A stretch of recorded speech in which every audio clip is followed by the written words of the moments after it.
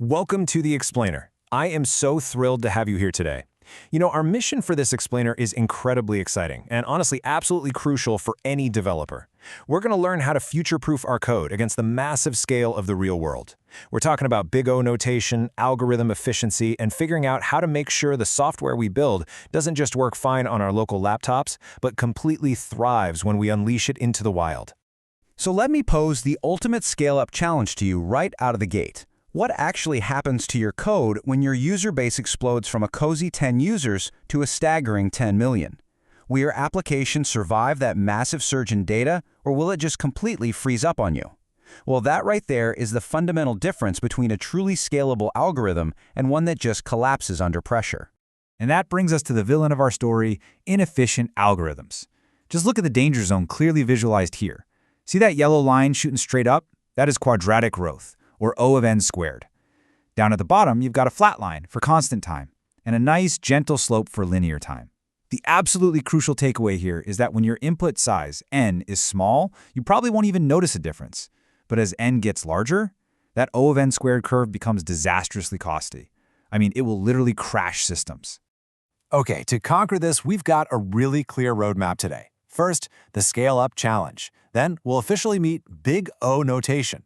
Dive into time versus space complexity, do a little cracking the code, check out some epic algorithm showdowns, and finally, wrap up with choosing for the future. Kicking things off with Section 1, the Scale-Up Challenge. Moving right along to Section 2, Meet Big O Notation. So what exactly is this? Well, Big O notation describes the rate at which an algorithm's resource use grows as your input size, which we call n, increases. Now, I want to emphasize something super important here. Big O is not a stopwatch. We aren't sitting here counting every tiny little instruction or tracking exact milliseconds on a specific machine. Instead, it gives us this simplified, upper bound view of growth. It lets us reason about scalability completely objectively, without ever having to worry about hardware differences. Next up, Section 3, Time versus Space Complexity. This right here is the classic tug-of-war in computer science. On one side, you have time complexity, which measures how the number of operations grows as your input increases. On the flip side, you've got space complexity, measuring how much extra memory your algorithm demands as that data scales. And here's the catch. When you're choosing an algorithm, these two goals constantly conflict. You might code up a blazing fast solution, but oh wait, it eats up literally all your RAM. Or you might find a highly memory-efficient solution that, unfortunately, takes days to run. Let's get practical in Section 4, Cracking the Code. Here are some fantastic, everyday rules of thumb so you can calculate Big O straight from your code. First off, a single statement, like just accessing the first item in an array, is usually O of 1, constant time.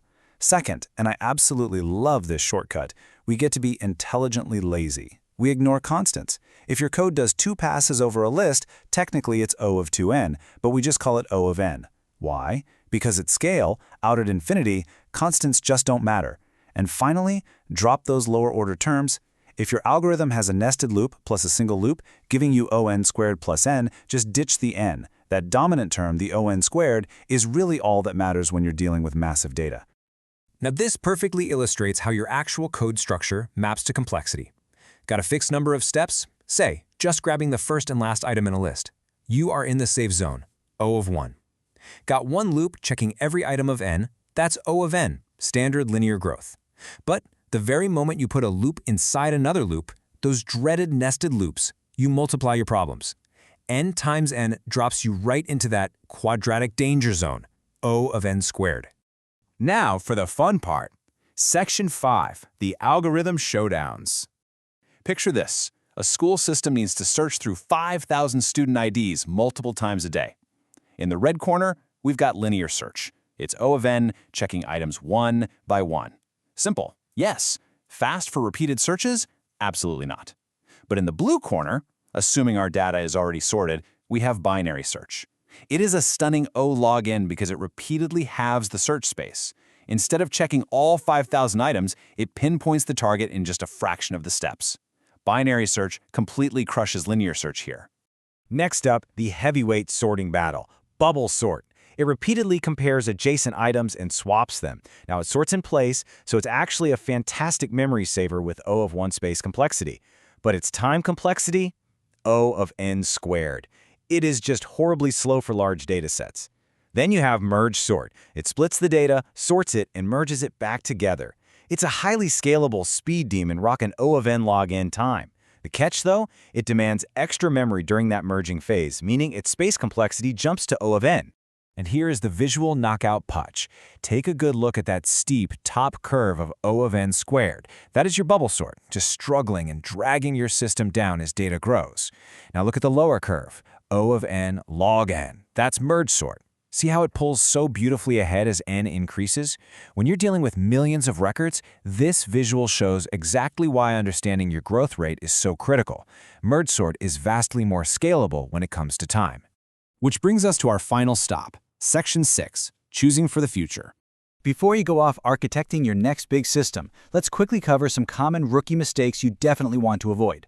First, don't just describe what the algorithm does. You always need to connect your explanation to how those steps change with n, your input size. Second, simplify. Never, ever leave non-dominant terms in your final answer. And third, just be precise. Don't mix up time and space complexity. Always state clearly whether you are talking about the sheer number of operations or the actual footprint of memory usage. So, as we wrap up this explainer, I want to leave you with a bit of a provocative question to chew on. If your processing speed is incredibly cheap, but your system's memory is super tight, which algorithm actually survives your scale-up challenge? Would you go with the slow but steady bubble sort just to save that precious RAM? Or would you find a creative way to make merge sort fit? The best algorithm always depends on your specific real-world constraints. Thank you so much for hanging out with me today to explore big O notation and scalability. Take these tools, analyze your code, and go build something that is truly ready for millions of users.